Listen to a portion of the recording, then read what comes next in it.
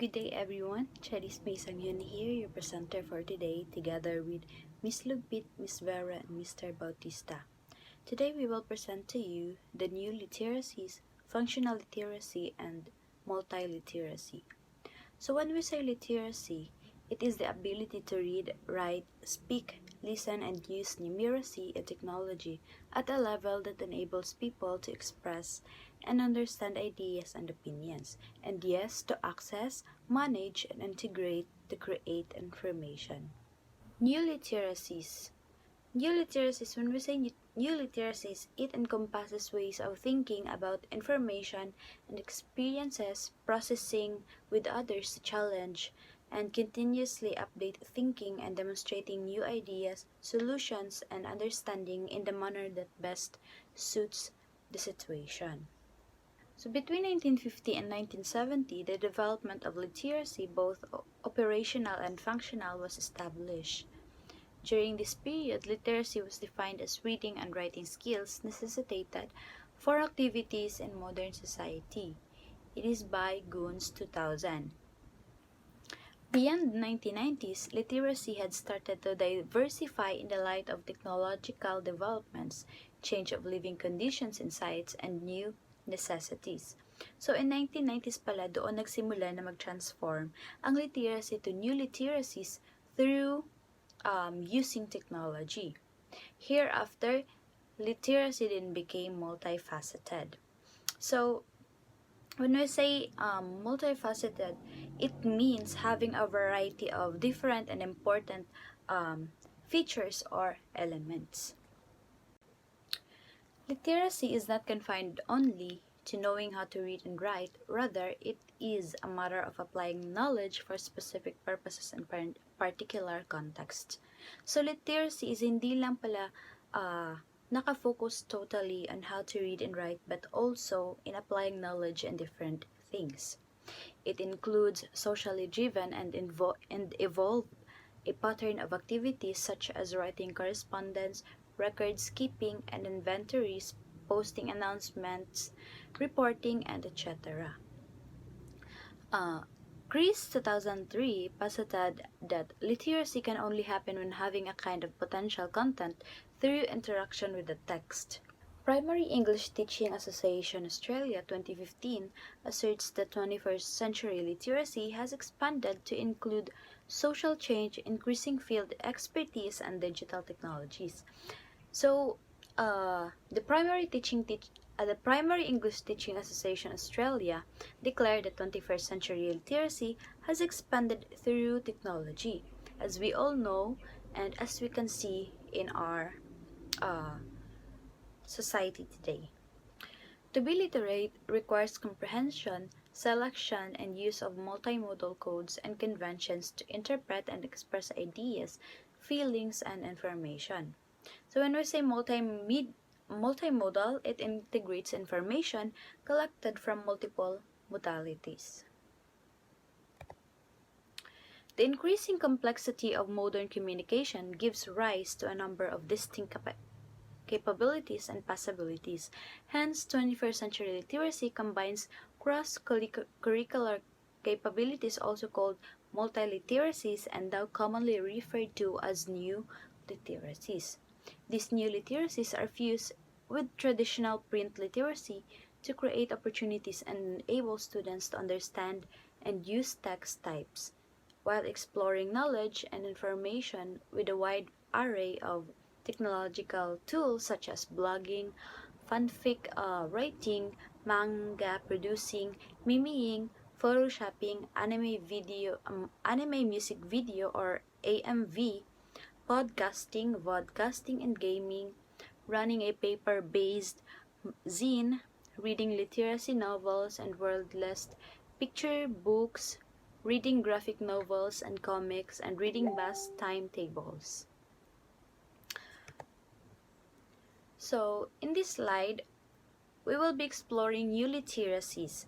There are 7 new literacies that are stressed in the 21st century curriculum, which is the multicultural literacy, social literacy, media literacy, financial literacy, digital literacy, ecological literacy, and lastly, the creative literacy.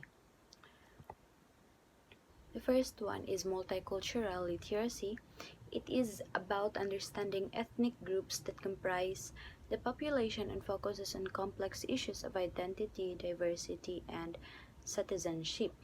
Uh, multicultural literacy, it is the aptitude of looking and understanding something without any cultural biases. Second is social literacy. It is the development of social skills, knowledge, and positive values in human beings to act positively and responsibly in sophisticated, complex social settings. So when we say social literacy, it is the students' successful performance and understanding of social skills, organization skills, and also communication skills. Next one is media literacy. It is the ability to access, analyze, evaluate, and create media to using all forms of communication.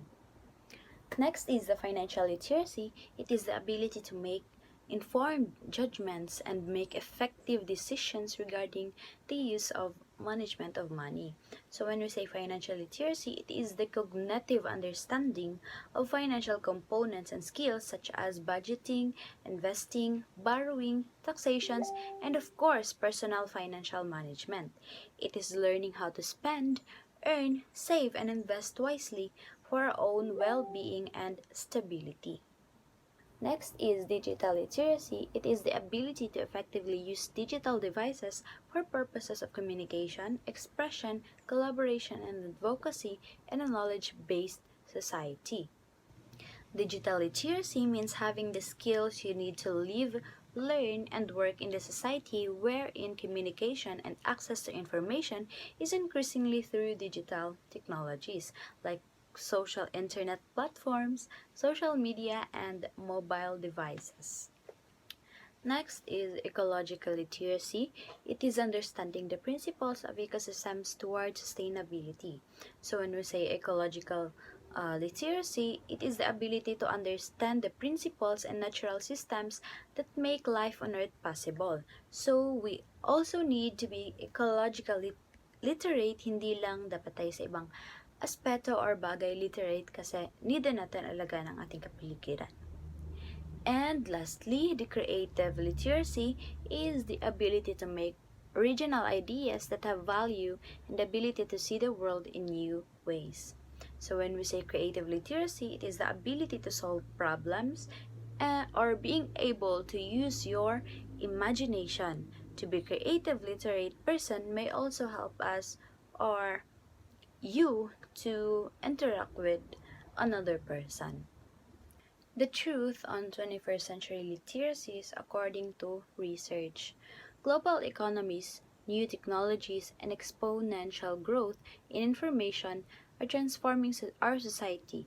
Since today's people engage with the technology-driven and diverse and quickly changing world, teachers need to prepare students for this world with problem solving, collaboration, and analysis, as well as skills with word processing, hypertext, LCDs, webcams, podcasts, smart boards, and social networking software that are central to individual and community success.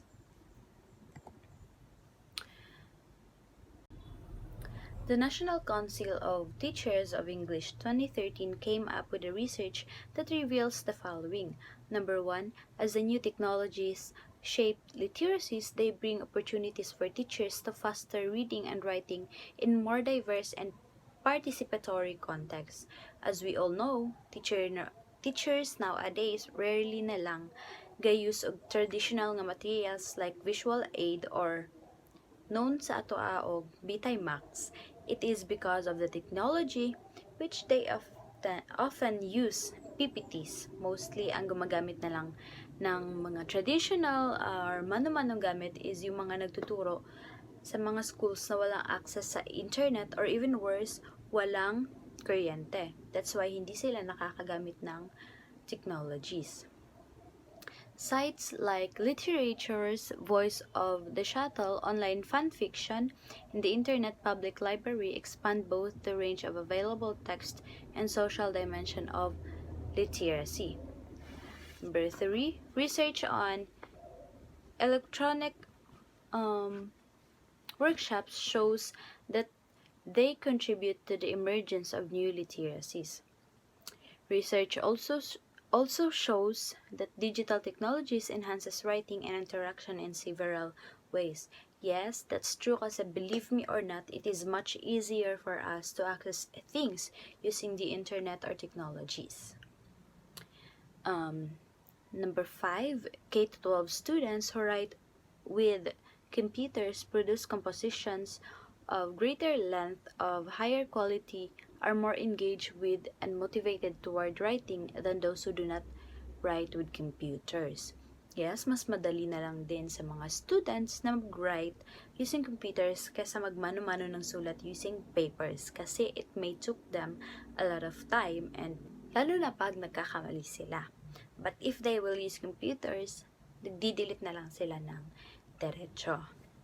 College students who keep e-portfolios have a higher rate of academic achievement and overall retention rate than those who do not keep e-portfolios.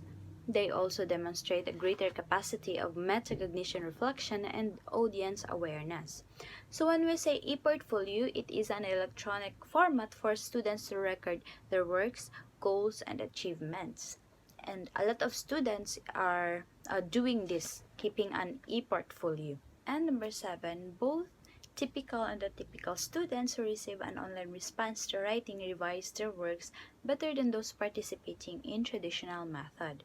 Pero may mga students pa rin talaga na mas prefer nila na gumagamit ng traditional method. It depends na lang talaga sa person. So that ends with my part. Thank you for listening and watching my presentation.